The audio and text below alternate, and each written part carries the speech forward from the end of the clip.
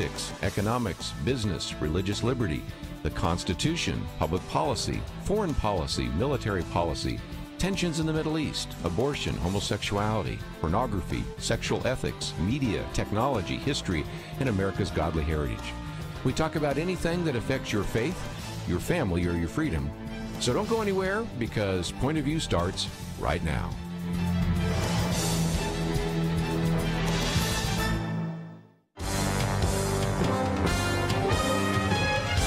Across America, live, this is Point of View.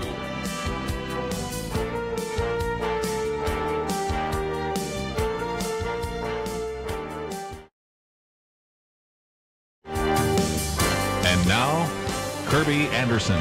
You know, every time we talk about origins here on Point of View, especially when we focus on intelligent design, lots of times we talk about these so-called icons of evolution.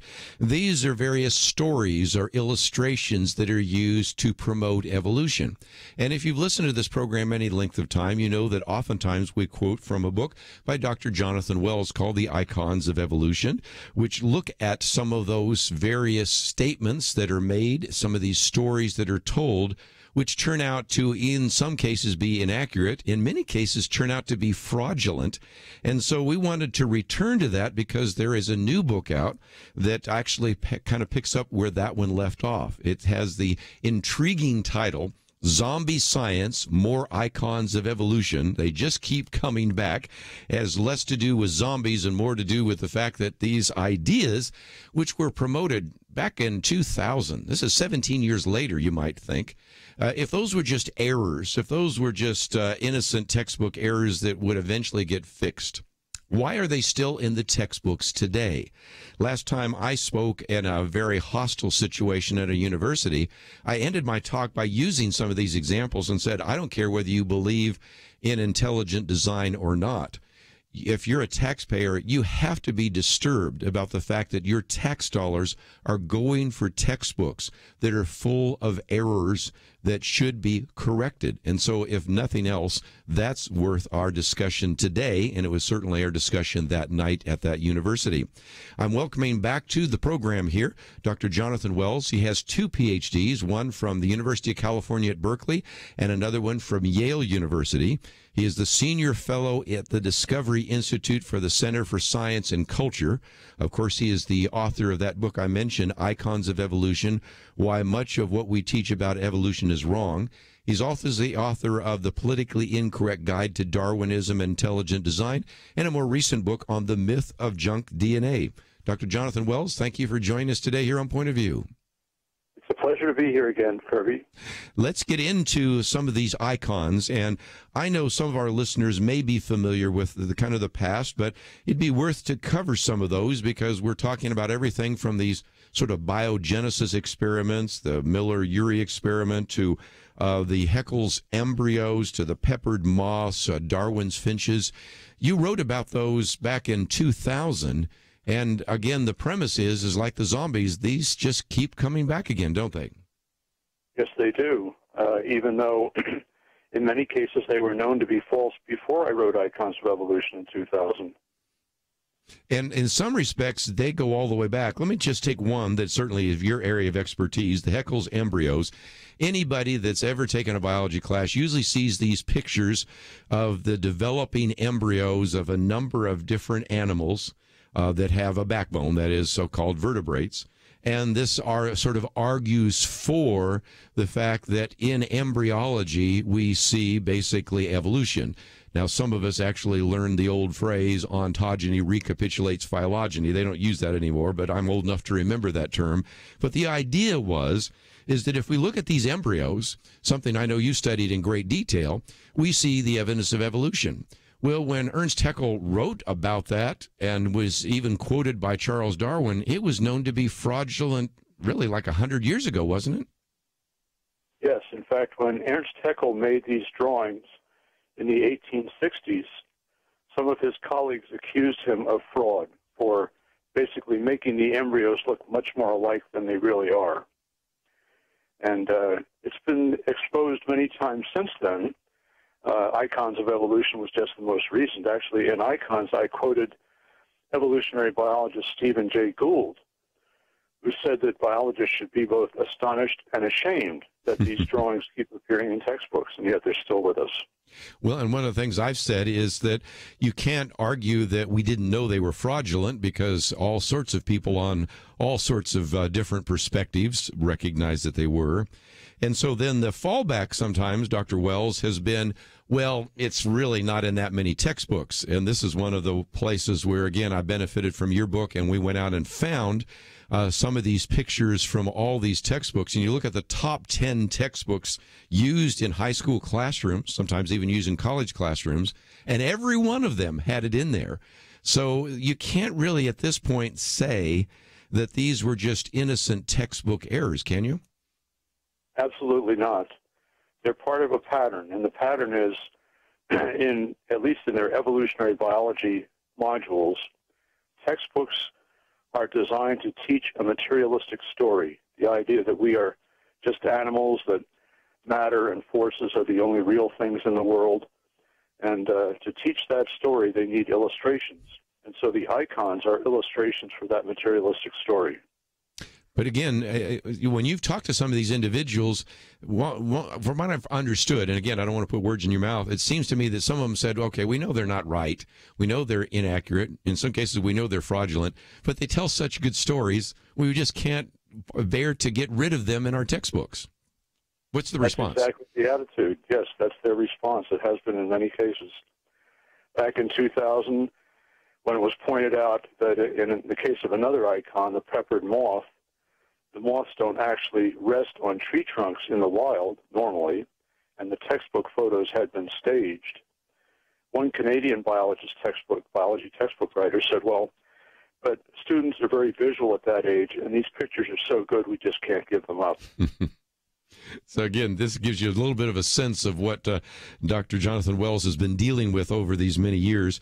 One of the other issues I thought we might put on the table is when we talk about evolution, you make a distinction, I think it's a good one, between, say, microevolution, minor variation, and macroevolution.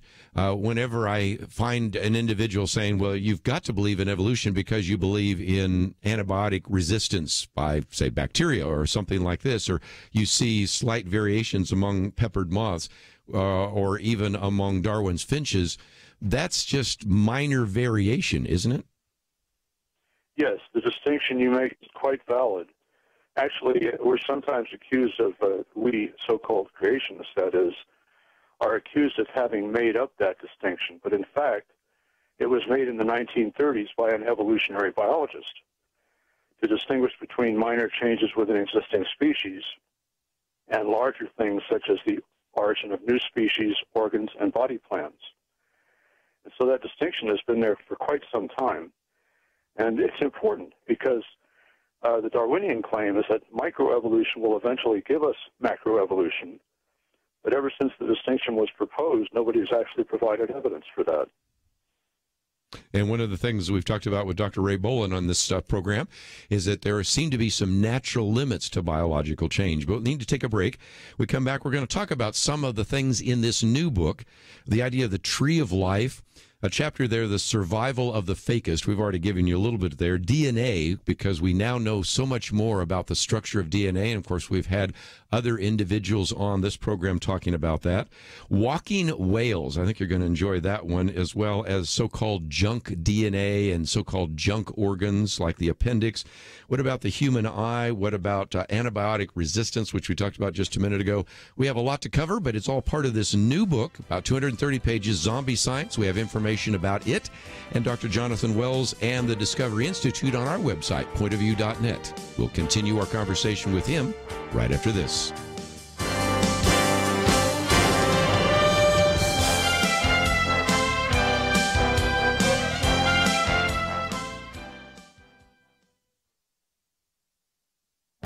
This is Viewpoints with Kerby Anderson.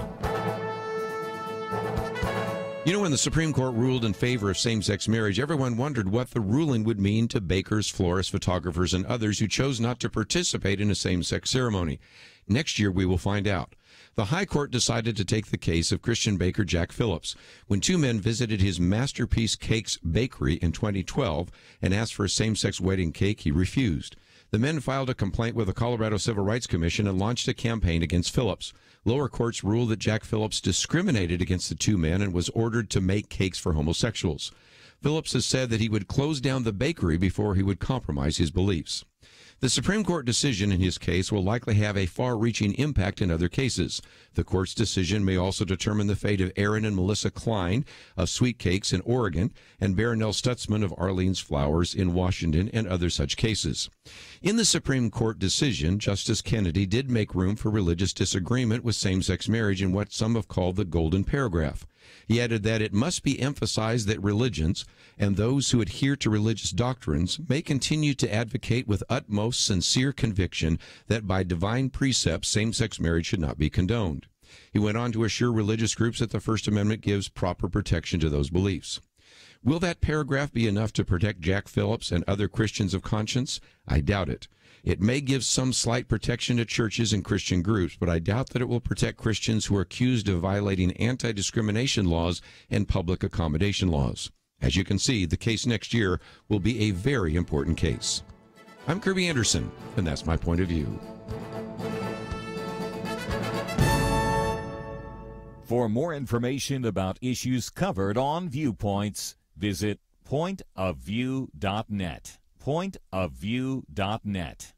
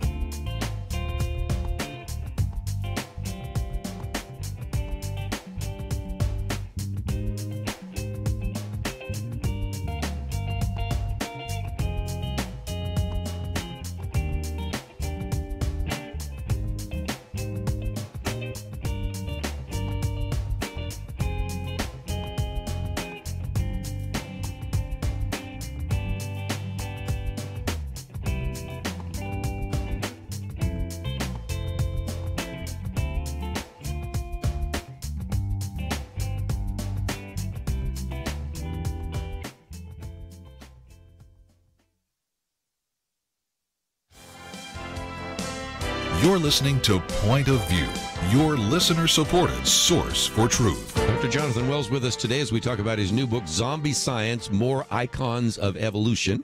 And as listeners, let me for just a minute have you in your mind's eye kind of think of a tree that has a trunk and has various branches and then twigs.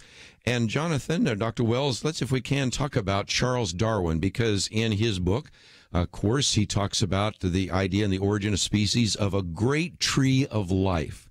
Now, the first part of the problem with that tree that you talk about is it doesn't seem to have a trunk. And we've been privileged to have on the program with us Dr. Stephen Meyer, who wrote the book Darwin's Doubt, The Explosive Origin of Animal Life and the Case for Intelligent Design.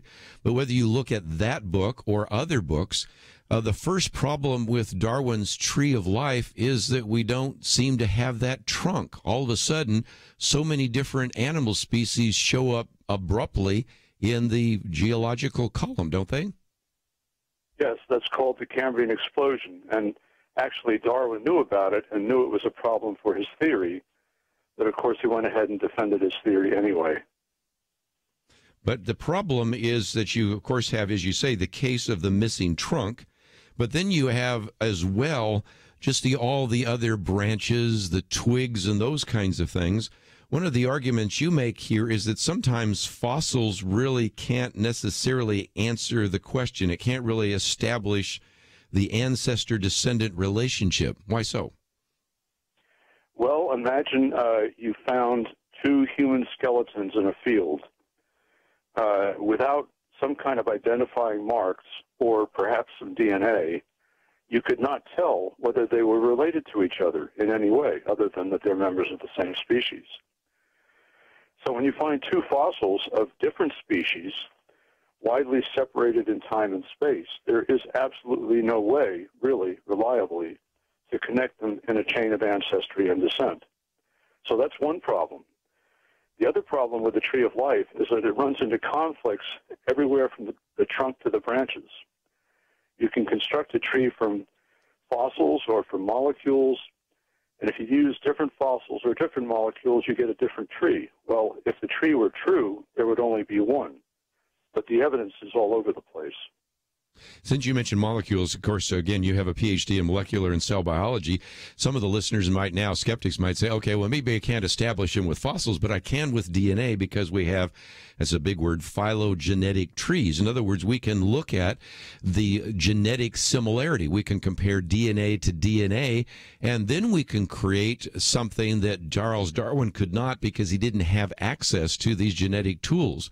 What I just heard you say is that if you try to do so, it doesn't bring the clear kind of answers that you might have expected. Absolutely right. Darwin did not know about the molecules. Modern biologists do. But one thing to remember is that when we're comparing molecules, with very rare exceptions, all of them are from living organisms. So anything we infer about the past, we're inferring from living organisms.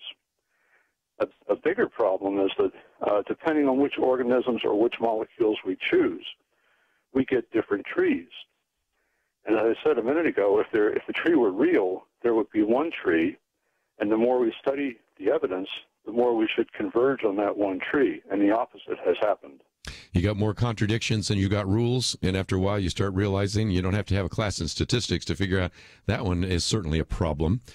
In your chapter on the survival of the ficus, we already, of course, talked about the embryos, Haeckel's embryos, but another one that everybody hears about, if for no other reason there was an individual that won a Pulitzer Prize for it, was this idea of Darwin's finches. And when I was in graduate school at Yale, I actually had a chance to look at the finches from the Galapagos Islands. But this is another one that shows up in the textbooks, and you write about in some detail in your book, because they are, first of all, assuming erroneously that it was the finches that Darwin looked at that really gave rise to the theory of evolution. It was not. But number two, they also assume that these minor variations in these finches actually prove evolution. What have you found? Well, you're quite right. Darwin was not inspired by the finches, despite the myth that is retold in the biology textbooks. But more importantly, when biologists camped out on the Galapagos Islands and actually studied these finches, a severe drought occurred. It killed, in this one particular population, it killed all the birds with smaller beaks, and so only the birds with large beaks survived. So the next generation tended, on average, to have larger beaks. But when the rains came back, the beaks, the birds with the smaller beaks came back too, and so the average returned to normal. So what we have here is a case of minor change within an existing species that actually turned out to oscillate through time. It didn't even go anywhere. Wow. Okay, again, back to your background in molecular and cell biology. A lot of people will say, okay, I recognize a lot of mutations are deleterious. They are downward. They don't give you anything new. But what about these four-winged fruit flies? Now, that's something where you all of a sudden go from 2 wings to 4 wings. And so this is one that has oftentimes been used as well to say, well, here's an example of what is a mutation of some sort that gives us a new sort of novel opportunity to look at how maybe evolution would take place. Again, with your background, how do you respond to this idea of these 4-winged fruit flies? Well, you're quite right that they are used as evidence for the power of mutations. But it's not so sudden. Actually, the 4-winged fruit fly is a product of careful genetic engineering. 3 separate mutations have to be combined in a single embryo to make the 4-winged fruit fly. So it's not just a sudden freak of nature. But more importantly, the second pair of wings are effectively dead. 4-winged fruit fly is kind of like a small plane with an extra pair of wings dangling from its tail. So it has trouble flying and mating, and it really can't survive outside the laboratory. So it's more like a sideshow freak than evidence for evolution. So again, you don't get, as you've said in your previous book, you don't get a more advanced fruit fly. You don't get a horse fly. You certainly don't get a horse. And so, again, some of the things that you usually see as evidence usually are not the case. One more I thought I'd mention just before we take a break, because this one comes close to my experience. When I was at Yale University, the office I had was in the old home of Othniel Marsh, who was the individual as a paleontologist at Yale who went out to really try to prove evolution, because after reading Charles Darwin, he really wanted to begin to show very good examples of sort of a finely graduated chain. And so for many years, you know, Dr. Wells, we have seen these pictures of these various horses, the so-called horse evolution. And so you begin to see these all developing in North America. But once again, when you look at that and you now see some of the latest research, haven't most evolutionists set aside that picture that was so famous and was established by Dr. Marsh back in the 19th century? You're quite right. And you're right about his motivation. He liked Darwin's theory, and he set out to find evidence. Well, the horse series, which originally supposedly showed a sort of straight line evolution from a multi-toed animal to a single-toed animal, turned out to be a misrepresentation of the actual fossil evidence. The actual evidence shows a very bushy sort of evolutionary history with a lot of dead ends, and the immediate ancestors of the next one in the line are not obvious. And so instead of showing straight line evolution, biologists started to argue that it provided evidence for branching evolution or undirected evolution. Well, nowadays, actually, you don't even see the horses so much anymore. Right. They've been replaced pretty much by other fossil series, such as the whales. Well, we're going to take a break, and we're going to talk about the walking whales and things of that nature. But also, you up until now said, well, you haven't said anything about so-called human evolution. And so we'll come back and talk about one of the arguments you've heard. You've seen it in any kind of science magazine. You've probably seen it in popular magazines, that basically we're 99% chimp. In other words, the similarities between us and a chimpanzee are incredible, which will get us into some of the conversation about DNA, the secret of life. And then we're going to talk about these walking whales, because that's the one that sort of has replaced the horses. That's a whole chapter, which is fascinating, about these creatures that supposedly came off of land, went into the water, and whales ultimately have their ancestors back on land. So we have a lot more to talk about. But along the way, if you find yourself wanting to maybe join the conversation, 1-800-351-1212.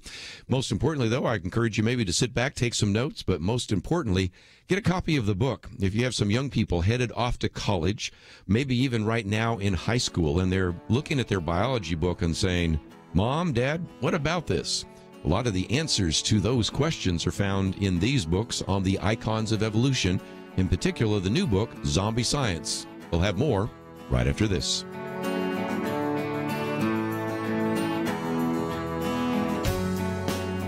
Imagine you work where you know people do not share your faith, and they certainly don't agree with a Christian view of life and culture. You are surrounded by hostility every single day. How important would it be to have solid information to back you up? Jim in South Carolina listens to Point of View in the afternoons. He writes, I teach in a public secular university and enjoy actually being a voice for the biblical Christian worldview in a liberal setting. Thank you for your ministry. Thank you for being bold and proclaiming truth. And Jim finishes, I pray for you daily. Jim works in hostile territory, and he prays for Point of View because Point of View is a source of truth. Please help us continue being here for Jim and everyone else.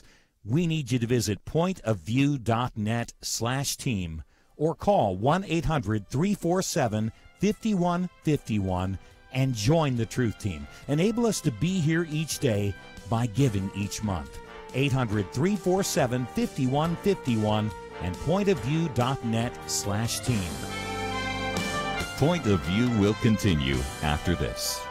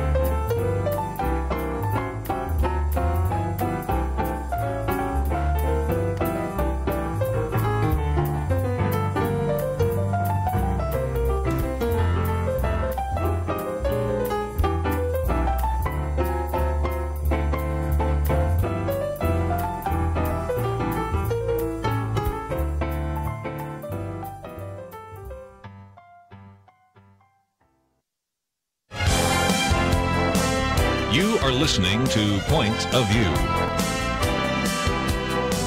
The opinions expressed on Point of View do not necessarily reflect the views of the management or staff of this station. And now, here again is Kerby Anderson. Join our conversation, 1-800-351-1212. Also have a link to iconsofevolution.com. There you can find the previous book, but especially this book, Zombie Science, More Icons of Evolution. And there's a way for you to buy it. There's a trailer for you to watch. You might want to watch that and hit the share button and then pass it on to your friends and maybe post it on your Facebook page. And so there's lots of great material available at our website, pointofview.net. that will link you to Discovery Institute as well as Icons of Evolution on this topic, zombie science. With us still is Dr. Jonathan Wells, and if you'd like to join us, 1-800-351-1212. Dr. Wells, what about this? We hear this all the time, that when we look at the DNA of chimpanzees and the DNA of human beings, that basically we're 99% chimps. How do we respond to that? Well, it's at least close to the truth. The percentage is probably not quite that high, but it is in the 90s, I think. Sure. Probably. The thing is, when you look at humans and chimps, we look anatomically quite similar. So, in a sense, the DNA is only telling us what we already knew, that there's a certain similarity there. But what it also tells us is that since we know there are major differences between humans and chimps, not only anatomically but behaviorally, that the DNA does not contain all the information. And that's one of the things I write about in Zombie Science. In fact, I call DNA now an icon of evolution because it has become this sort of gold standard by which we're to judge everything. But in fact, we know from embryology and cell biology that there are other sources of information in the cell besides the DNA. In fact, they're much greater magnitude than the DNA. So the DNA is just part of the story. There's a lot more going on there. And to say that we're 99% similar at the level of DNA isn't really telling us much, except that there's obviously something else going on.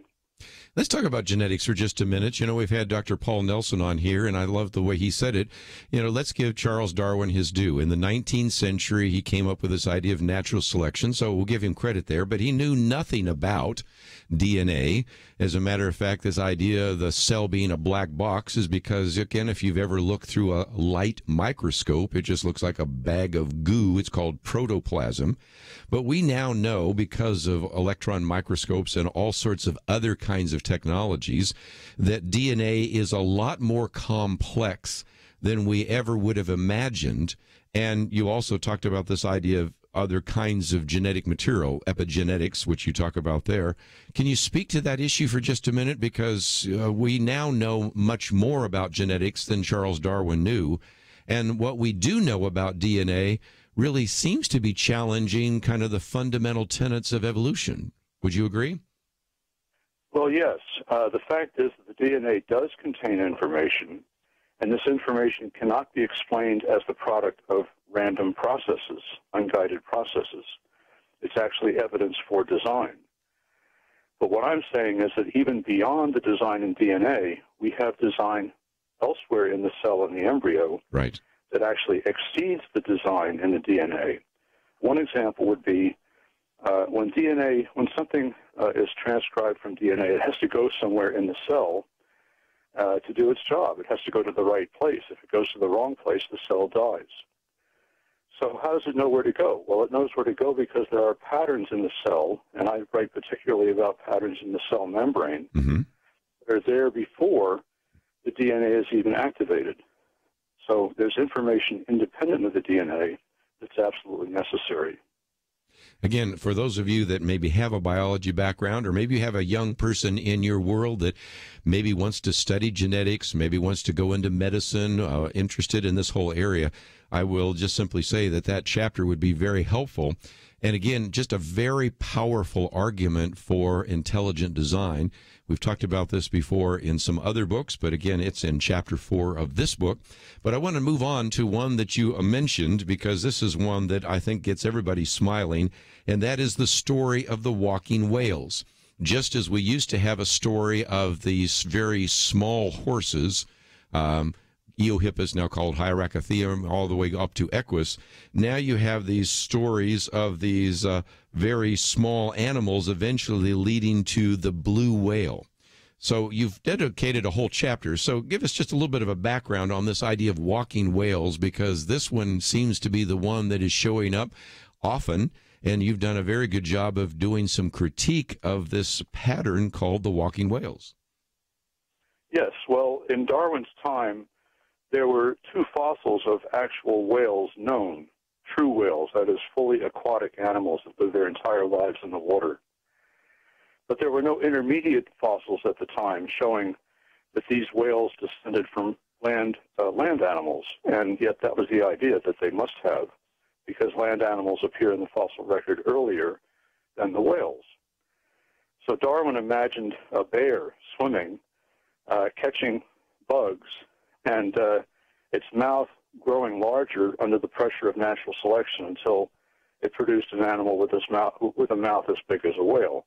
Well, people laughed at him for that, so he took it out of the later editions of the Origin of Species, but he still believed it. So years later, actually in the 1980s, more than a century later, in other words, paleontologists found the fossil of a wolf-sized animal that had in its ear a bone that up to that point had only been found in whales and dolphins and porpoises. So based largely on that bone, they called the animal Pakicetus, or Pakistani whale. Well, it didn't look at all like a whale. It looked more like a wolf. But they called it a whale anyway. And since then, other fossils have been discovered that Darwinian evolutionists argue are intermediate between Pakicetus and modern whales. In fact, the other fossils look more like sea lions or sea otters than they do whales. And whales are quite different from sea lions and sea otters, which live on land and spend a lot of their time in the water. So this series of fossils, often fancifully depicted by skilled artists, makes it look as though Pakicetus gradually evolved into modern whales. But in fact, there are many discontinuities in the series. In fact, one particular animal, there's not a single case where a particular animal could evolve into the next one in the series, because in each case they would have to lose features before moving on. So it's, once again, a story in search of illustrations. And the fossils, or rather the drawings based on the fossils, are the illustrations. But the story of how this happened remains unexplained.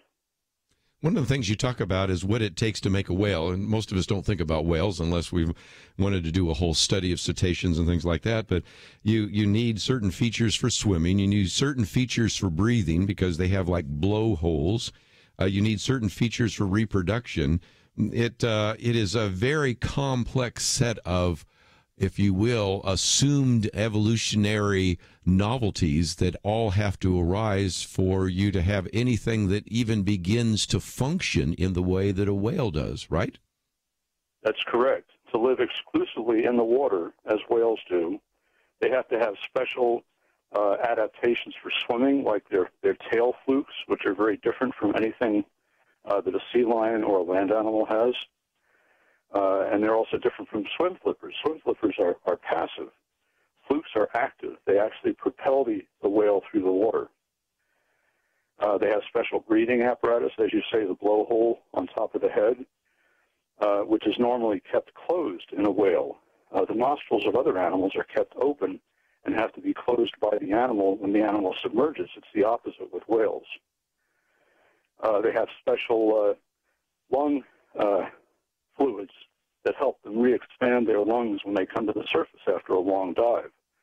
Their chests collapse during the dive because the pressure is too great, and they collapse because they're designed to collapse. Their reproductive systems are adapted to fully aquatic lifestyle. Nursing underwater is very different from nursing on land. And the list goes on and on. It's quite long. Well, let's take a break. When we come back, we'll talk about so-called human evolution. What about the appendix? What about junk DNA? What about the human eye? I mean, Charles Darwin in The Origin of Species said that just caused him to shudder. And so what about some of the things that we see there? And if you'd like to join us, we'll see if we can slip in a phone call or two, 1-800-351-1212. If you're just joining us, talking with Dr. Jonathan Wells for a few more minutes as we talk about his new book, Zombie Science, More Icons of Evolution. It is published by the Center for Science and Culture. We have a link to the website so that you can watch the trailer about it and also order the book. And I think especially if you have young people that are interested in science but really have some fundamental questions about the origins issue and their Christian convictions, I think they will find these books very helpful. Let's take a break. We'll be back with more right after this.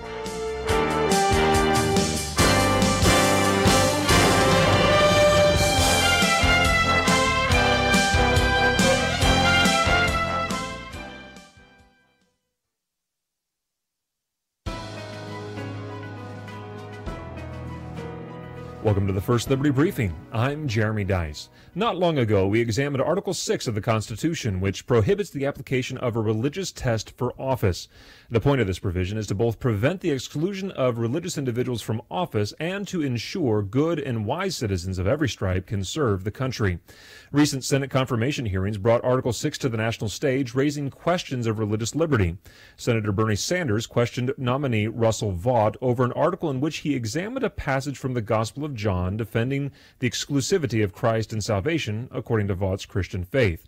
Sanders decried Vaught's conclusion that followers of other faiths, and Islam in particular, were condemned according to Vaught's explanation of the Christian faith.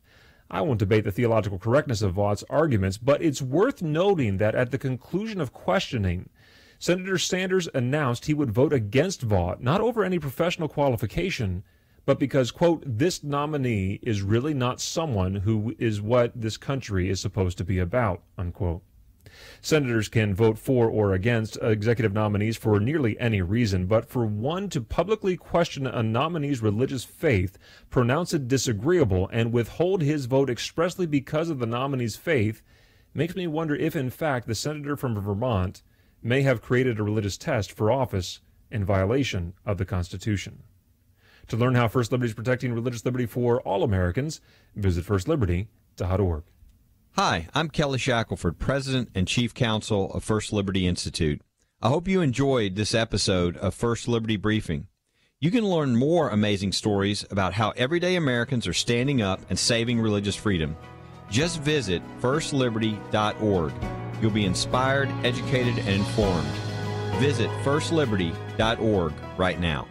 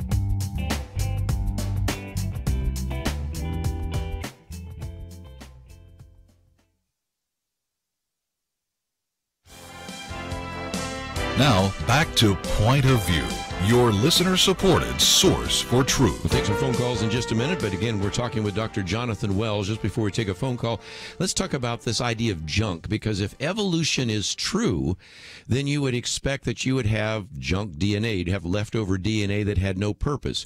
You would assume that we have junk organisms and organs, like, for example, the appendix is sometimes cited. It's sort of the flotsam and jetsam of an evolutionary period. But you have a whole chapter here pointing out that first, when we look at the appendix, It actually has a lot more functions than maybe we originally assumed. And when we look at all this so-called junk DNA, and of course you've written an entire book on this subject, the junk DNA is not so much junk after all. So some of the things that you would predict that would exist if evolution were true, now that we look at it with a more critical eye, haven't really been borne out, have they? No, they haven't. Charles Darwin himself actually cited the appendix, saying that it was useless and therefore could not have been produced by natural selection. So he concluded it was an accidental byproduct of unguided evolution. Well, that was 1859. By 1900, it was known that the appendix does have a function. It's part of our immune system that helps to protect us from disease. And that's been known since 1900. Yet some modern biologists in the 1980s, 1990s, 2000s are now arguing, again, like Darwin, that the appendix is useless. Well, the evidence is out there showing that they're wrong, but they ignore it. And when we talk about the junk DNA, we found out that supposedly all this leftover DNA in the human genome actually has a function that people did not realize until they studied it further. Correct. When the structure of DNA was discovered by Watson and Crick in 1953, it was soon learned that most of our DNA does not code for protein. In fact, only about 2% of it does. So some biologists, not all, but some biologists at the time, argued that the other 98% were, like the appendix, junk left over from evolution. Well, some biologists disagreed, and by the 2000s, it was becoming clear that this other DNA, the non-protein coding DNA, actually does have function. And in 2012, a series of papers came out produced by over 400 biologists working in separate laboratories, showing that probably upwards of 80% of our DNA is actually functional. Well, what's interesting is the response of the Darwinian evolutionary biologists to this, who argue that, well, if this is not junk, then evolution is wrong. But evolution can't be wrong, therefore this must be junk, regardless of the evidence.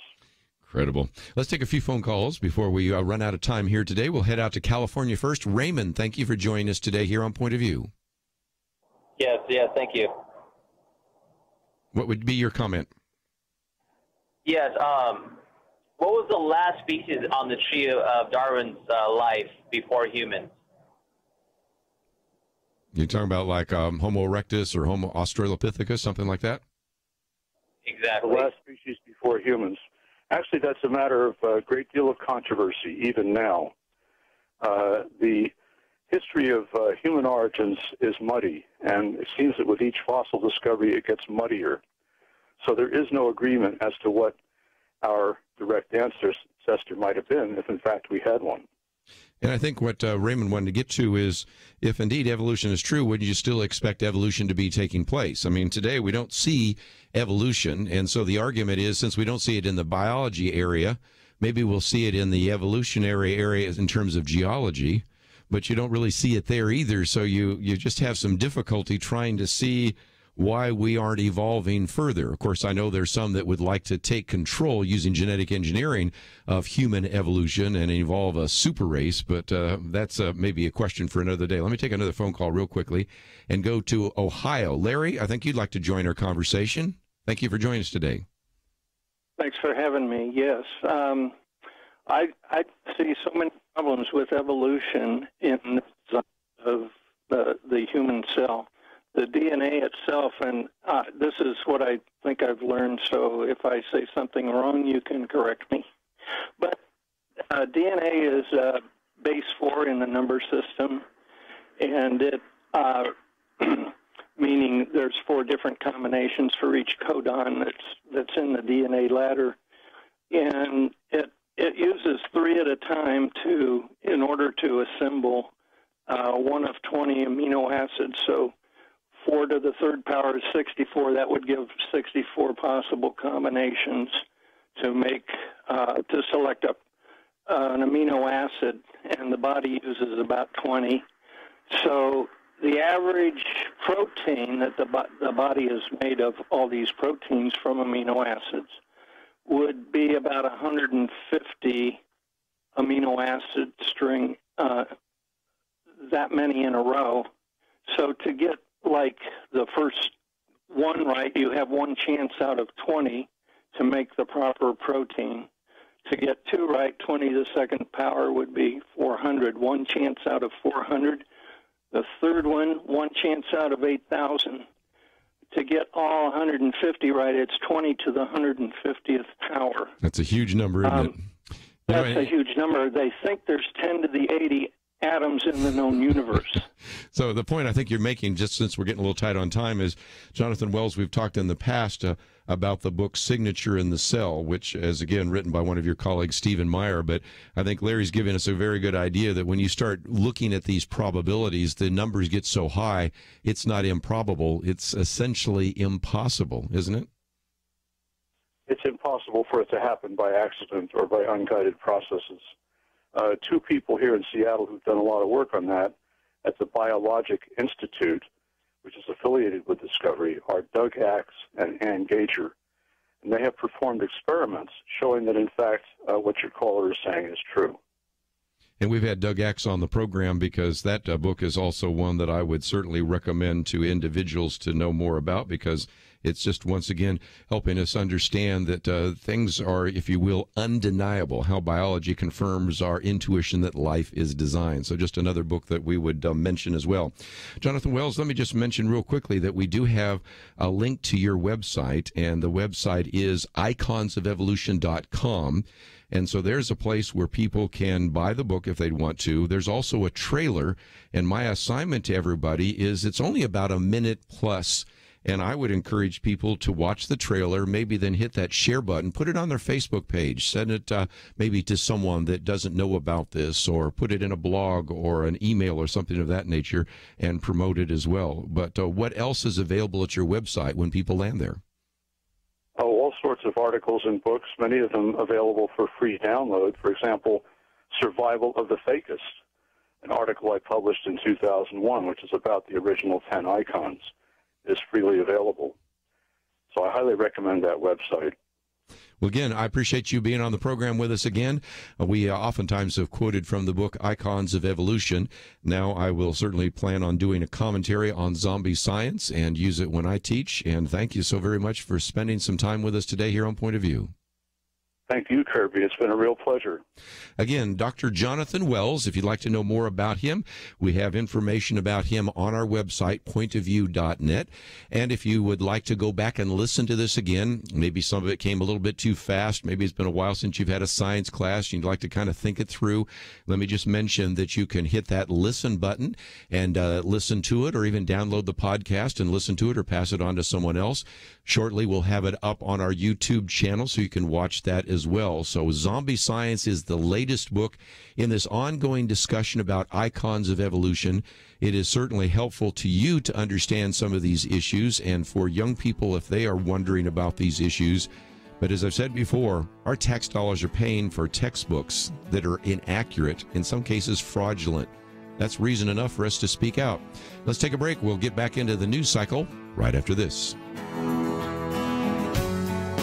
Is religious freedom still a cornerstone of the Republic, or has it effectively been crushed by the forces of tolerance? America needs Christians to be informed and as unified as possible, applying God's wisdom to civic life. Point of View can be a key part of a successful mission. I believe in America. I believe God wants His best for us. We can face whatever the world throws at us as long as we stand together. If you have not signed on, please do it now. Support Point of View Radio today at pointofview.net. Set up your monthly gift by clicking the Truth Team 360 picture and then carefully follow the directions. Pointofview.net. By phone, you can give at 1-800-347-5151. 800-347-5151. Or mail that first donation to Point of View, Box 30, Dallas, Texas 75221. Box 30, Dallas 75221. Or call us 800-347-5151. Point of View will continue after this.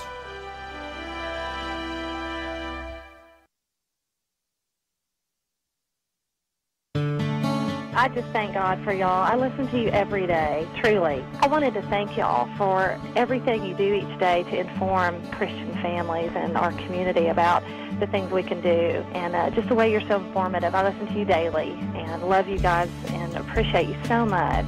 God bless you, Kerby, for keeping this show so on track and for the decades of wonderful help to this nation that Point of View has been. We're all big fans of your work, and we pray that God will just prosper it.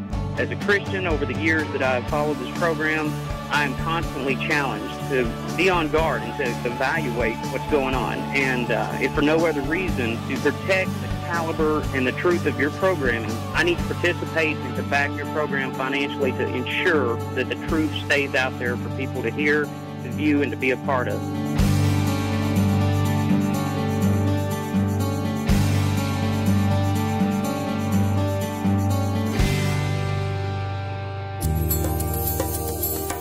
This is Point of View Radio.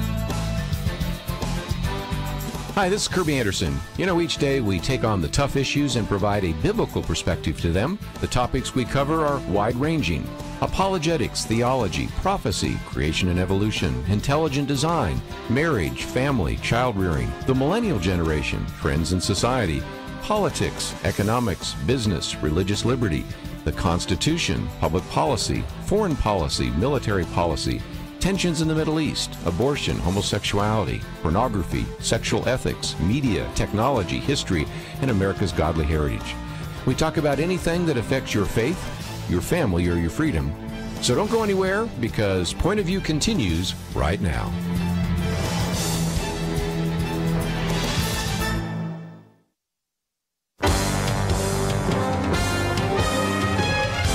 Across America, live. This is Point of View.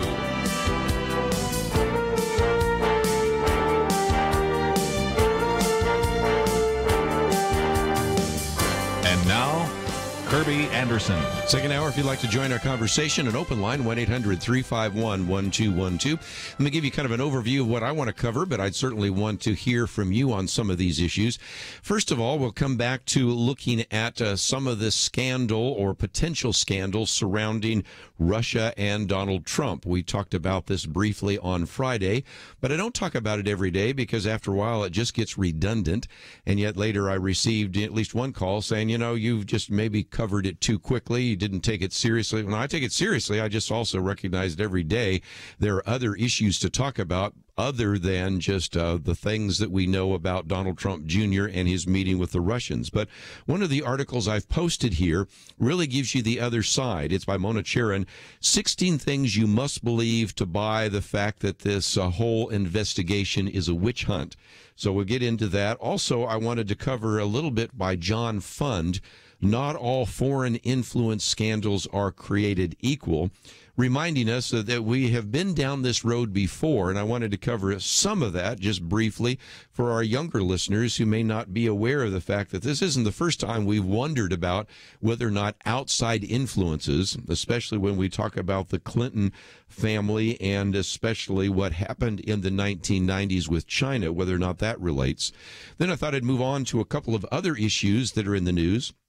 One of those is whether or not we're actually going to get a repeal and replace for Obamacare or the Affordable Care Act. And that brings us to a piece that I want to quote from by Fred Barnes, Republicans Aren't Team Players, and maybe even one by Alan West, What Does It Mean to Be a Republican?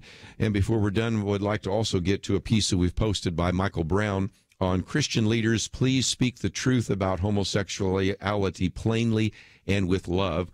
This due in large part to some of the, if you will, backlash to the announcement by Eugene Peterson, author of the Bible translation, The Message, to say he would have no problem actually conducting a same-sex marriage ceremony, then sort of backed off from that. So we'll get into all sorts of issues that have been in the news, some of them political, some of them religious.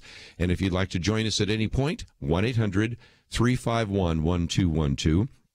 I think it's fair to say Mona Charen is not exactly the biggest fan of Donald Trump, which is why she's put together this list of 16 things you must believe to buy the witch hunt Russian narrative.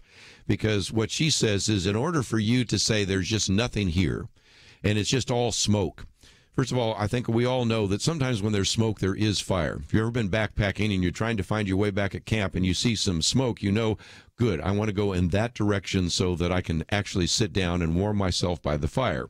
And so a lot of smoke sometimes does mean that there's a fire, but let's look at some of the things that she lists. And we've posted it on the website so you can read it in its entirety. You can post it, or you can even respond to it and react to it. But the first she says is, one of the things you'd have to believe in order to believe this is all just a witch hunt and there's nothing to it, is that Donald Trump Jr., Paul Manafort, and Jared Kushner did nothing wrong by meeting with a Kremlin-connected Russian offering dirt on Clintons. These email requesting the meeting specifically mentioned a Russian government attorney and added that the requested meeting concerned very high-level and sensitive information that is in part of Russia and its government's support for Mr. Trump. That doesn't, you'd have to conclude that that doesn't in any way at all show a willingness to collude. At the very least, I think it was helpful that Donald Trump Jr. said if he had to do all it over again, he wouldn't do this.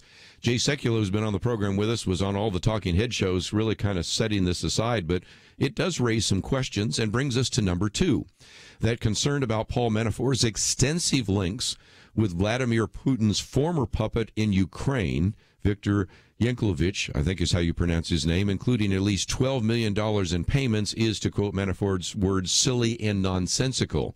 Again, recognize there are some other connections there that certainly would be the case.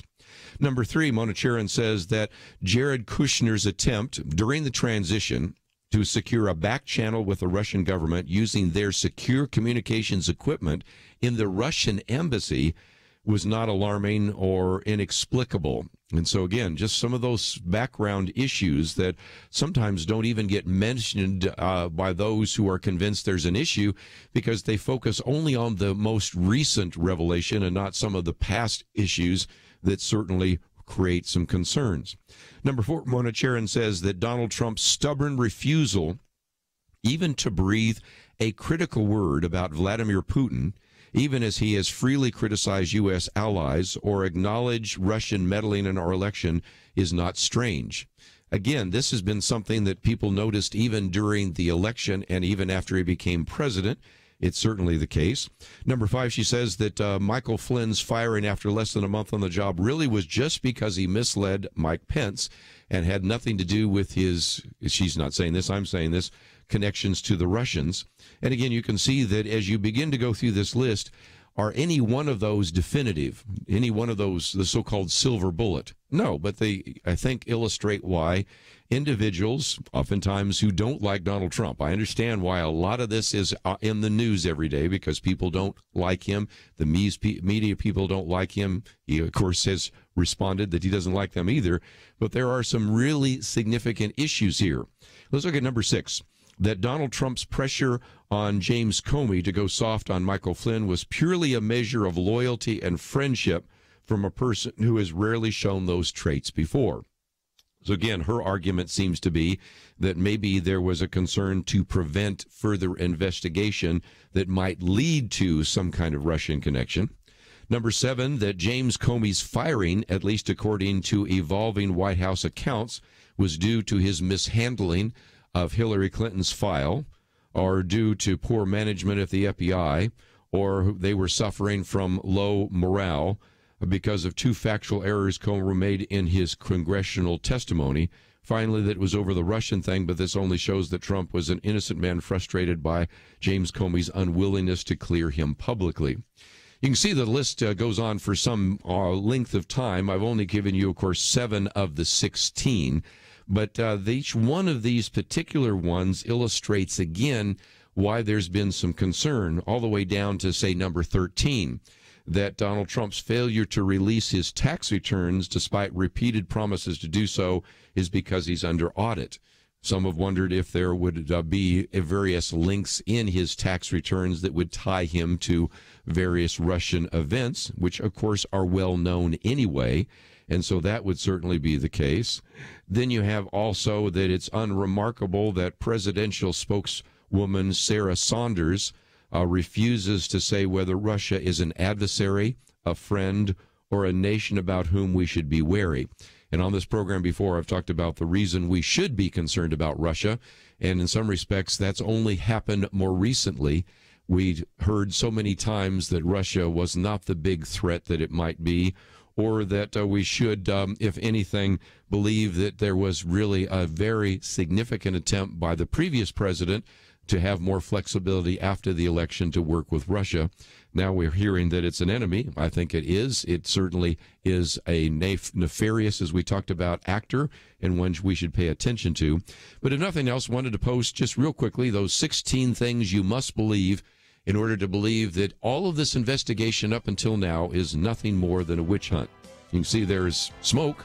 We'll find out later as more investigation takes place whether there's really fire. Let's take a break, and if you'd like to join us, 1-800-351-1212. We'll be right back.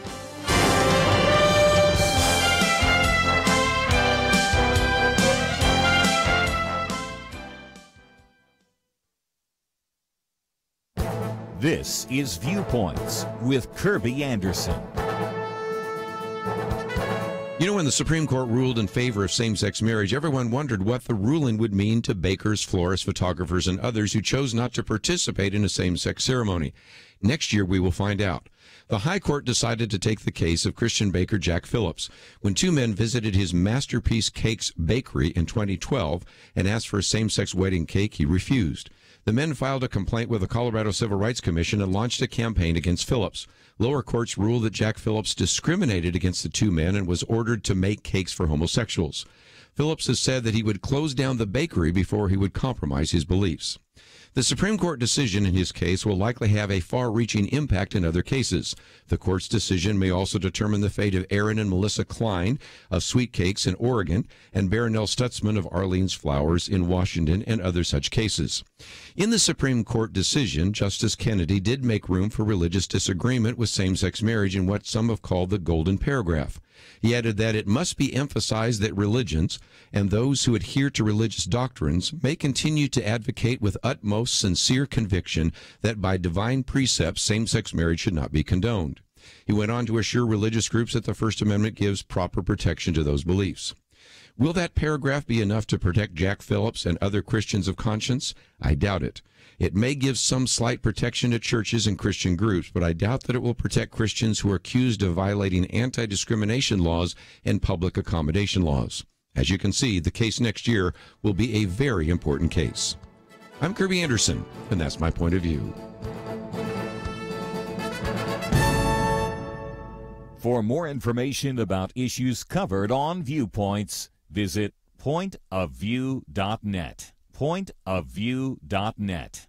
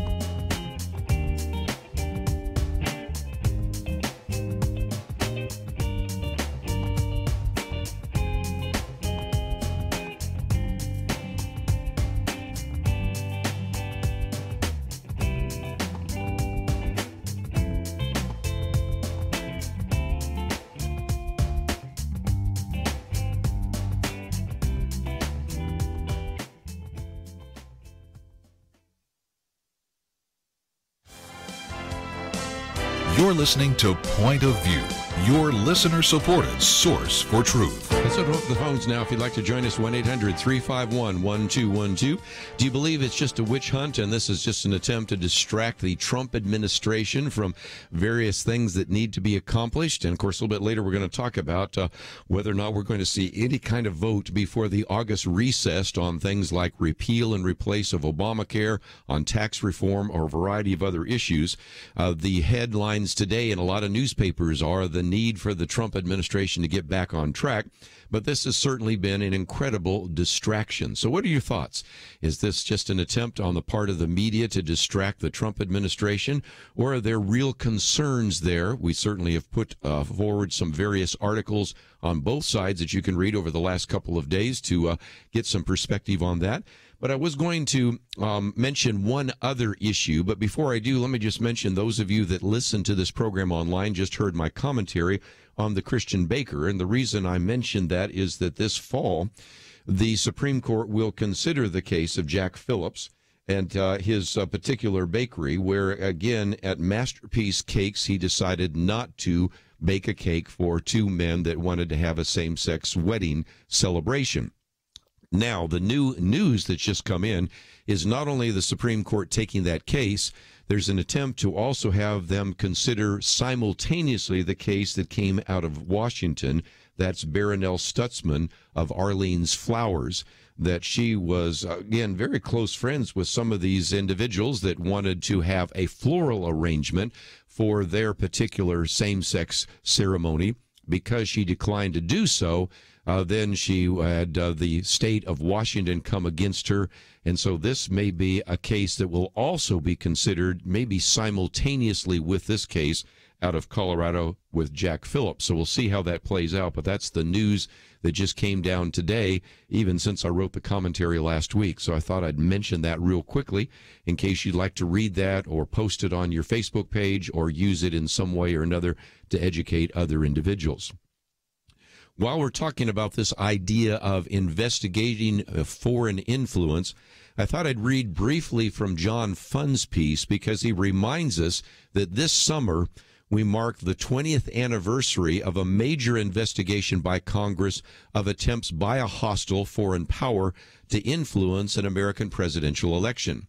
Now, I don't do this as some people do to say, well, they did it, the Clintons did it, so now the Trump people can do it. Well, first of all, that is a very bad argument. It didn't work when you were a teenager, right? Well, mommy, my friend down here, he got to go to that movie. That never works very well. They did it, so I get to do it. No, that's not a very good argument.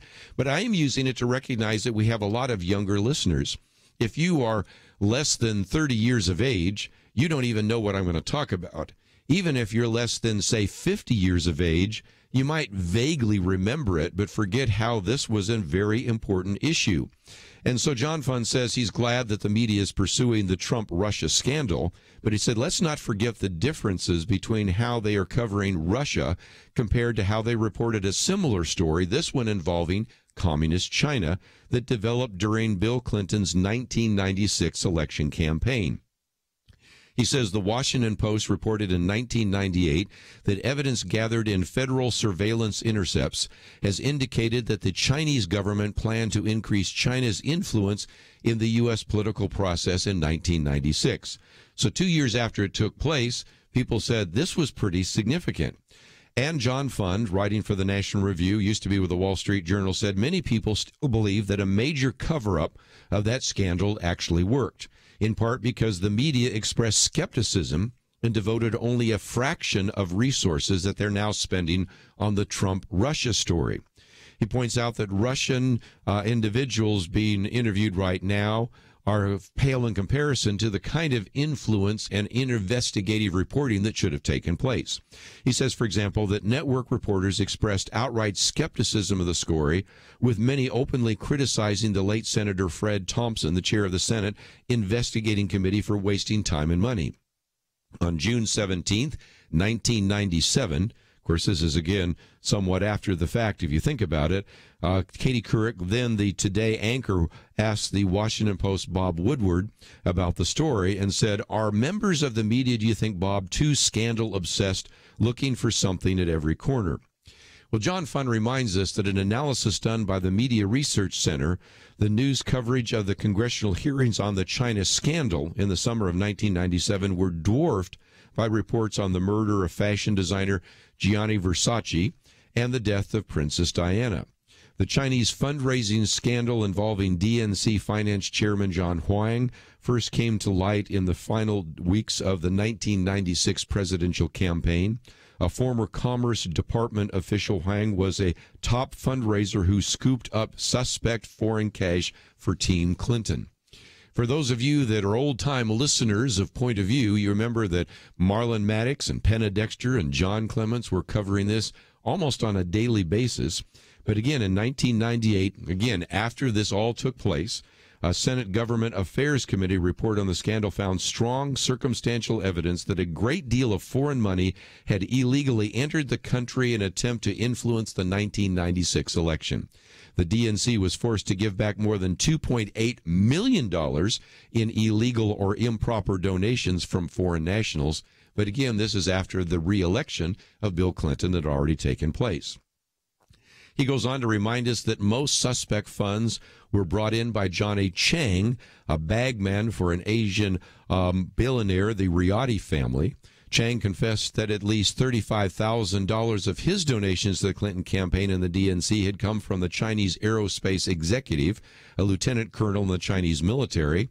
Chang said that the executive had helped meet him 3 times with General Ji Shideng, the head of the Chinese military intelligence. And according to Chang's testimony, General Shideng had told him, "We really like your president. We hope he'll be reelected. I'll give you $300,000 US. You can give it to your president and the Democratic Party." You can imagine if this was played out right now that we could actually trace money from major leaders in the Russian military. If we could trace influence from various Russian factors, this would be even more a front page news story than it is right now. And yet that's exactly what was happening 20 years ago. By the way, one more point. The sprawling fundraising scandal ultimately led to 22 guilty pleas on various violations of election laws. Among the Clinton fundraisers and friends who pleaded guilty were Johnny Huang, Charlie Tree, James Riotti, and Michael Brown, son of the late Clinton Commerce Secretary Ron Brown. But many questions went unanswered, even after the revelations that Clinton had personally authorized offering donors Oval Office meetings and use of the Lincoln bedroom. A total of 120 participants in the fundraising scandal either fled the country, asserted their Fifth Amendment privilege against self-incrimination, or otherwise avoided questioning. The stonewalling worked and probably encouraged Hillary Clinton in her own cover-up of her private email server and her ties with the Clinton Foundation. Well, the article goes on, but the point I wanted to make is, just as I've posted this piece by Mona Charen on the things you'd have to believe the witch hunt is nothing more than a witch hunt in this investigation, but also this piece by John Fund I thought would be very good to post just to remind those of you that are under the age of 30, you are probably not even of age to remember this. Even if you're under the age of 50, you may have been so busy going about your day-to-day activity that you forgot that 20 years ago we had a scandal that really deserved attention but got very little media attention. And it's an illustration for, again, us to have a little bit longer memory. Those are the things we were talking about back in the 1990s on Point of View. There were very few news outlets that wanted to cover it. It was being covered here, and we talked about some of these individuals, and we talked about some of the scandals. I only mentioned a few, and there are many more in the article that we've posted today by John Fund.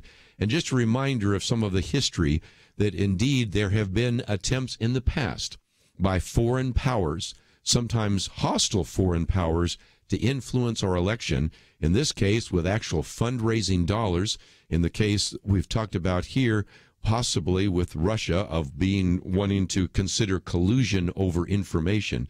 And so when we sometimes have people say this is the first time something like this has ever happened, either they do not know their history or they're selectively forgetting our history, because we now are on the 20th anniversary of a very significant scandal, which I suspect, as I talk about this with our millennials on Wednesday, none of them know pretty much about.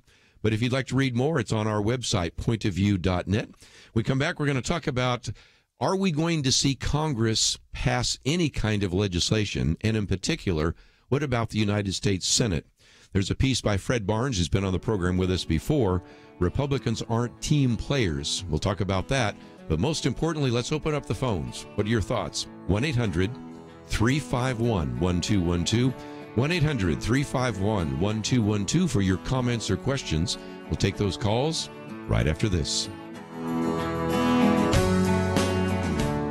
Point of View is committed to spreading the truth, oftentimes a truth that those in political power don't like getting heard. But the only way it can be heard is if our teams stand strong together, if you do what you can to support the Point of View Truth Team. It's having an impact, as we heard recently from U.S. Representative Louis Gohmert. Everywhere I go, I hear people that you have influenced, that Point of View has affected.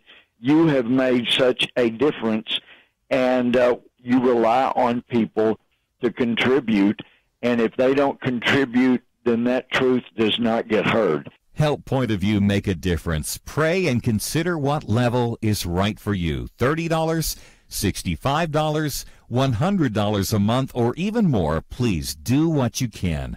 1-800-347-5151, or visit online, pointofview.net. pointofview.net. Look near the top right for the link that says Become a Monthly Partner. Join the Truth Team, 800-347-5151, and pointofview.net. Point of View will continue after this.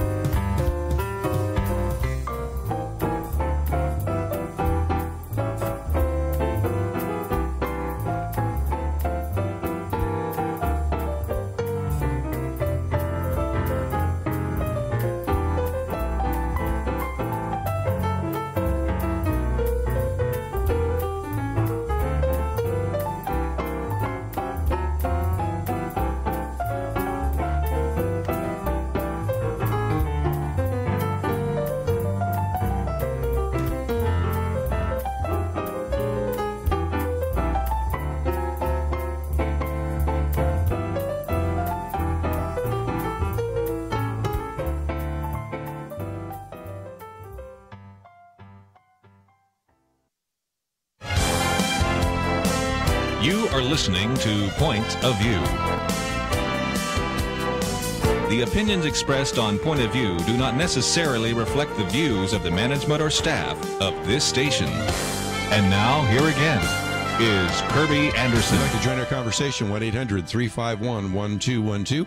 Let's head out to Georgia first. Mark, thank you for joining us today here on Point of View.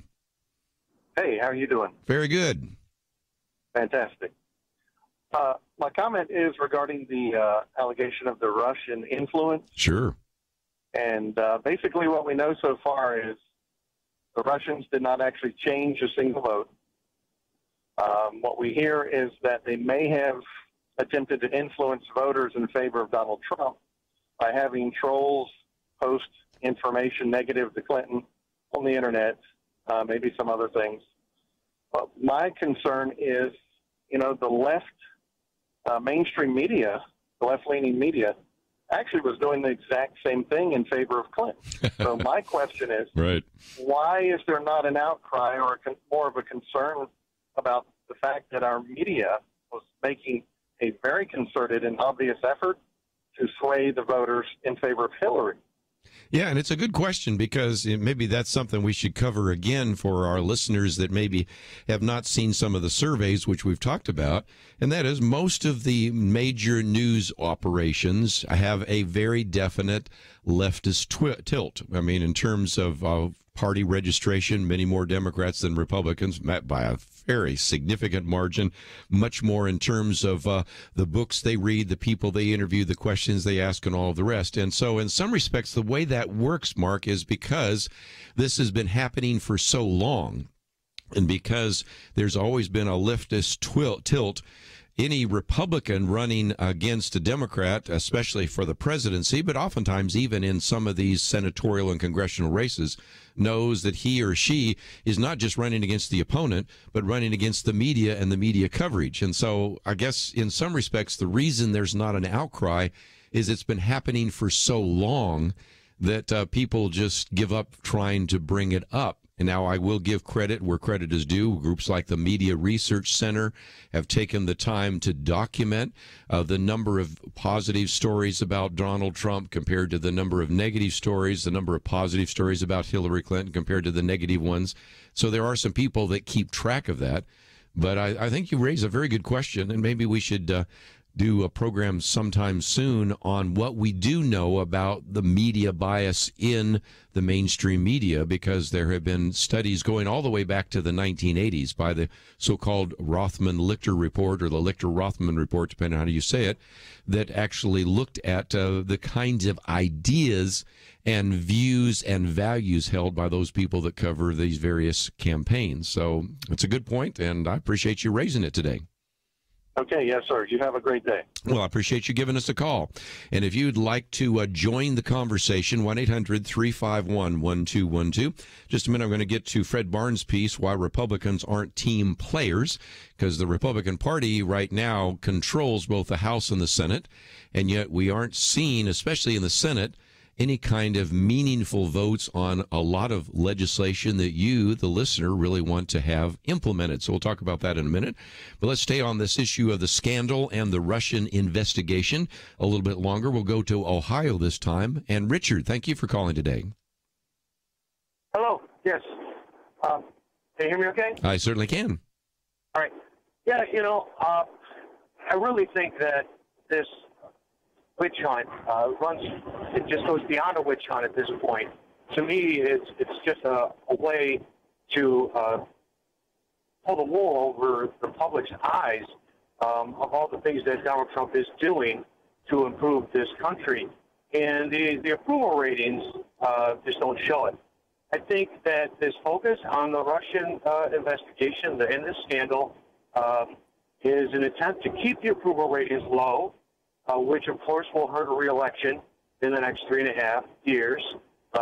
That's their only way that they can get him out of office, because without it, he's going to go for 8 years, and he's going to do tremendous work for us. But that's what I see as happening. And we're going to hear about this Russia scandal for the next 3.5 years. Not going away. Yes. And it's not going away. And I think it's ratings both. It's both, maybe driving down the presidential approval ratings, but I also think it's a way to drive up the ratings of various networks, because there have been a number of individuals in unguarded moments, sometimes done by our guerrilla investigators we've had on this program, in which they've had interviews, and these have oftentimes been secretly recorded, where people at various networks, like CNN, I'll just pick on them for a second, to actually say, we recognize there's not a lot here, up until, of course, the Donald Trump Jr. piece. but it helps ratings. People tune in every day to find out what it is.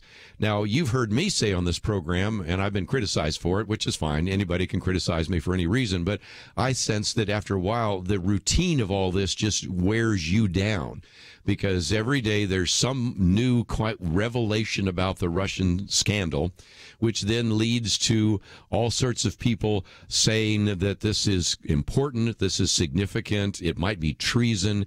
Then you have all sorts of people in the White House say, no, this is nothing at all. The president stands by his tweet. We have confidence in Donald Trump Jr., whatever it might be. And I think after a while, it looks like a soap opera. And I know that you are more concerned about some of the things, as you pointed out just a minute ago, that are actually being accomplished behind the scenes by the Trump administration that aren't even being covered right now in the news. So that's why I like to cover some of these other issues. Yeah, absolutely. And that is the issue. And people just, that's why his approval ratings are so low. They think he's doing nothing. And because nothing else is being covered. Yes. And it really is a shame. And again, I feel that this is just call it a conspiracy, call it what you will. It's a big plan to keep those ratings low. And I know these other news networks, they get huge ratings from these scandals. But really, I mean, do the people really have any choice? No matter what news organization you put on, it's all it is, the Russian investigation. I can't even listen to the news anymore. Well, and that's why you hear me very rarely talk about it. I did spend a segment or two on it. We mentioned it on Friday. Probably won't mention it again tomorrow unless there's something else that surfaces, because I want you to recognize that there are 127 openings in the federal judiciary, and Donald Trump and his staff, including people that we've had on the show like Kelly Shackelford and, of course, Jay Sekulow, you've seen him in the news, have been evaluating these, and they're, as quickly as they can trying to put them in those positions of authority. There have been, of course, some rulings against the EPA director today and a few other things, but by and large, at least without the United States Senate, which I'm going to talk about when we come back from the break, there has been a lot that the administration has been able to accomplish. But those things that have required some kind of congressional action, most of those have moved through the House. But again, the Senate has been where a lot of these really good proposals go to die. And so that's the big issue. But behind the scenes, and I may even give you a list again tomorrow of all the things that have been accomplished by the Trump administration that you wouldn't know about if you didn't read the article I'll post on the website, just to see that there's a lot happening. But of course, the American people don't hear about it because all they hear about right now is Russia and scandals and Donald Trump Jr. and Paul Manafort and those kinds of things. But I give you props for not covering it every day and talking about it constantly. I've recently started listening to your broadcast on Point of View, and I really found it interesting because of the different subjects you cover. So thank you for that. Keep it up. I will say I spent a lot of time listening to NPR before the election because, yes, I know they're very left-wing, but at least they did talk about a lot of different subjects. Now, it's nothing but constant Trump bad, Trump this, Trump that. Can't take it anymore. So, yeah. But I have turned on to your show, and I will continue listening. Thank you very much. And again, I certainly have respect for some of the people I've met over the years at NPR. I've been on the program with them. I've met some people that used to work there and those kinds of things. But he's right. All things considered, is starting to become some things considered, and that says a lot about some of the programming decisions that come down from the top. But again, a very outstanding radio in terms of production.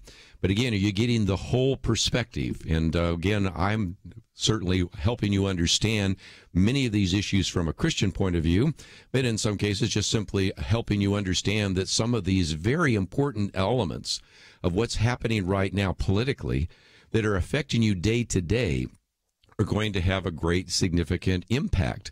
And as we've pointed out, if we pass some kind of tax reform or there is some kind of repeal and replace of health care, that's going to affect your individual life much more than, for example, what was said or not said at a meeting with Donald Trump Jr.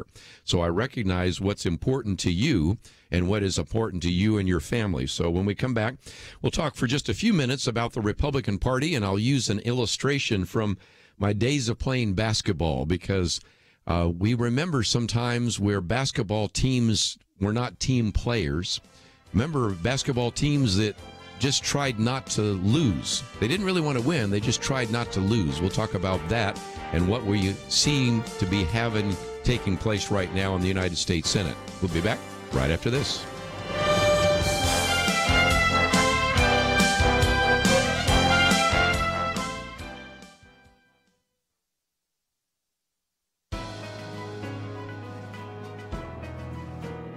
Welcome to the First Liberty Briefing. I'm Jeremy Dice. Not long ago, we examined Article 6 of the Constitution, which prohibits the application of a religious test for office.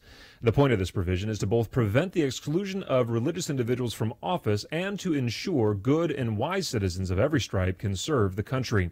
Recent Senate confirmation hearings brought Article 6 to the national stage, raising questions of religious liberty. Senator Bernie Sanders questioned nominee Russell Vought over an article in which he examined a passage from the Gospel of John defending the exclusivity of Christ in salvation according to Vaught's Christian faith. Sanders decried Vaught's conclusion that followers of other faiths, and Islam in particular, were condemned according to Vaught's explanation of the Christian faith. I won't debate the theological correctness of Vaught's arguments, but it's worth noting that at the conclusion of questioning, Senator Sanders announced he would vote against Vaught, not over any professional qualification, but because, quote, this nominee is really not someone who is what this country is supposed to be about, unquote. Senators can vote for or against executive nominees for nearly any reason, but for one to publicly question a nominee's religious faith, pronounce it disagreeable, and withhold his vote expressly because of the nominee's faith makes me wonder if, in fact, the senator from Vermont may have created a religious test for office in violation of the Constitution. To learn how First Liberty is protecting religious liberty for all Americans, visit firstliberty.org. Hi, I'm Kelly Shackelford, President and Chief Counsel of First Liberty Institute. I hope you enjoyed this episode of First Liberty Briefing. You can learn more amazing stories about how everyday Americans are standing up and saving religious freedom. Just visit firstliberty.org. You'll be inspired, educated, and informed. Visit firstliberty.org right now.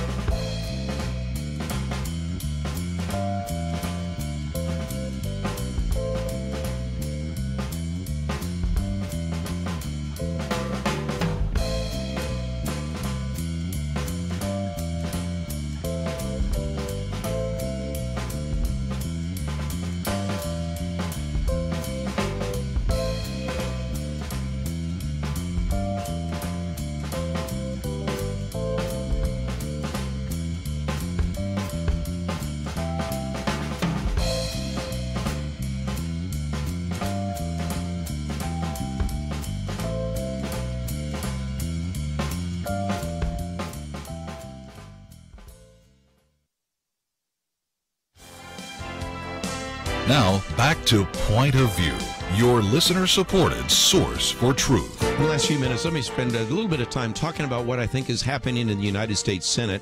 And to illustrate that, let me use a metaphor, and that is basketball. I'll use my JV team in high school as a good illustration, because if you ever watched our JV team, you'd say, you guys aren't very tall. I mean, I'm 6'2". I played forward. Okay, that gives you an idea. One of our centers was 6'4". So we weren't very tall. So early on, our coach understood that what we needed to do is fast break. We needed to do full court press. We needed to learn how to steal the ball. And so any tall player that brings the ball down to even waist high, we would just knock it out of their hands. We practiced that. Well, all that to give you an understanding of two things happening in the United States Senate right now. The first is that sometimes when a team playing us would get ahead, maybe by 10 points, this is back before we had shot clock. Yeah, I know I'm really old, but we didn't have a shot clock back then. What would they do if they were 10 points ahead? They'd go into what was called a four-corner offense. They would just pass the ball around. Since they didn't have to shoot, they just keep passing the ball around. Bad mistake, because what would happen is we would sooner or later, oftentimes sooner because we had practiced this, steal the ball, go down on fast break and score. And many a time, a team that was ahead by 10 points who should have won lost because they weren't trying to win, they were trying not to lose. You with me on this? This is, I think, the problem right now with Senator Mitch McConnell. He doesn't really want to win.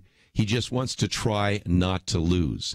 And when you understand that, you can understand why they're using almost any excuse not to have a vote on repeal and replace. The latest one, pretty legitimate, Senator John McCain going in for surgery. But you get the sense that nobody in the leadership in the Senate really wants to get an up or down vote on the repeal and replacing of Obamacare. So the first illustration from my basketball days were simply this. We learned very early on that if you aren't trying to win and instead you have a mindset of trying not to lose, in many cases you will lose. And you don't have to look at my JV team to see how we many times beat teams because they tried not to lose. You can see all sorts of NFL football games and all the kinds of games that are played and the 2-minute offense and all this kind of stuff and prevent defenses. And in some respects, that's the first illustration of what we have here in the United States Senate. The second is our team also had a philosophy that you pass 3 times before you take a shot. So it really emphasized being part of a team. And that brings me to Fred Barnes' piece in which he says Republicans aren't team players. He said politics is a team sport and Republicans are playing it poorly. They have one more chance in the Senate to repeal and replace Obamacare, possibly their last hope for victory. He says instead, Democrats are performing like a well-coached team. Minority Leader Chuck Schumer has all 48 members of his caucus on board with saving Obamacare at all costs. It has been a successful strategy. It works for one reason. Republicans are divided. Their 52 to 48 majority in the Senate means they can lose 2 votes and still prevail, since Vice President Mike Pence is the tiebreaker. After promising to get rid of Obamacare for the past 7 years, it shouldn't be difficult. But as many as 8 Republican senators opposed the first Republican bill, forcing Majority Leader Mitch McConnell to come up with a revised version. Well, in an improvement, it has encountered its opposition as well. Mitch McConnell is skillful in bringing senators together, but here his task is more difficult than usual because the dissidents don't agree on what's wrong with the bill. Appeasing one senator may alienate another. And so Fred Barnes says this is an example of why legislative success depends on operating as a team. You don't abandon your team just because you don't get everything you want or want something left out. You hold your nose and vote for an imperfect measure, sometimes merely because it's politically beneficial and better than the alternative. Fred Barnes puts it this way. This is especially true in dumping Obamacare. The Republican alternative is a more free market health care system in which people can buy the insurance they want, not what government requires. Sticking with the team makes that possible, but too many Republicans aren't comfortable as team players. To them, it's shady and unprincipled to vote for something about which you have serious doubts. Democrats are more realistic and less persnickety, so they're better at uniting. And once you understand that, you can see the difficulty. Are the proposals being put forward right now on the repeal and replace, what might eventually be called Trump care, perfect? Far from it. As a matter of fact, there are some major concerns that we've talked about. Matter of fact, I already scheduled Dr. Merrill Matthews to be with us on Friday because I assumed we'd have a vote on it. Not sure we're going to have a vote on it now, but still we'll talk about some of those issues. But nevertheless, is it better than a system right now that is going to collapse? As a matter of fact, is not going to, has collapsed. You look at the number of health care exchanges that are falling apart, and you can begin to understand exactly what is happening and what will continue to happen. This is why you've seen many people say maybe it is best to not have a vote at all. And so this is why it is taken place. There are teams and there are individuals that aren't part of a team. And it has been amazing to me to watch the Democrats in the past when they had the majority. Now in the current situation when they're in the minority, they stick together.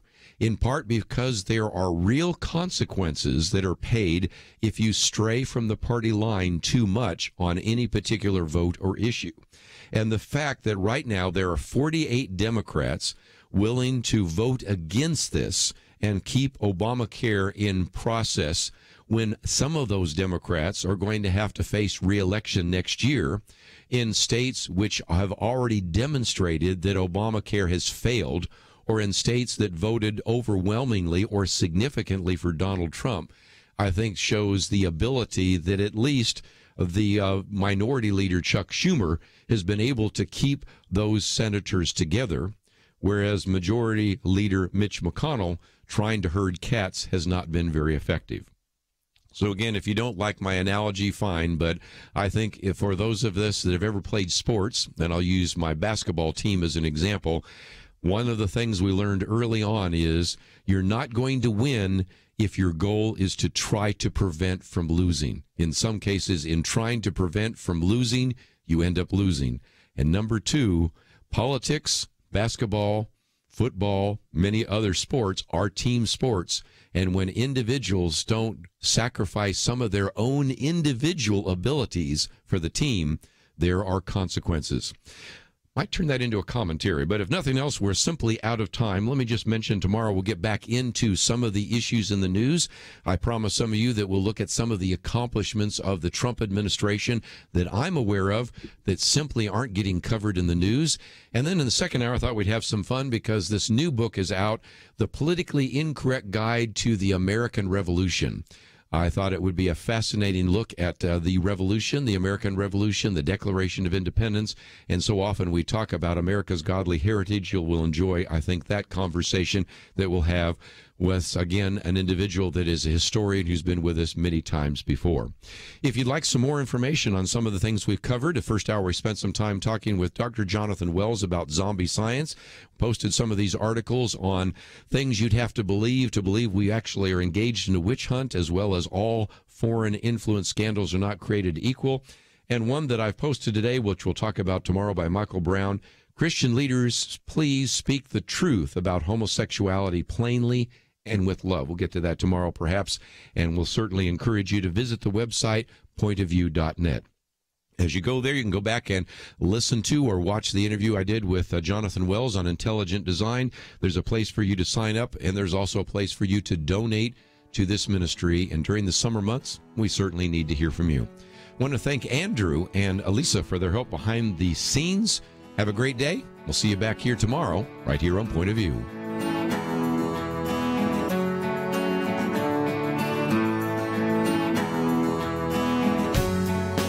Is religious freedom still a cornerstone of the republic, or has it effectively been crushed by the forces of tolerance?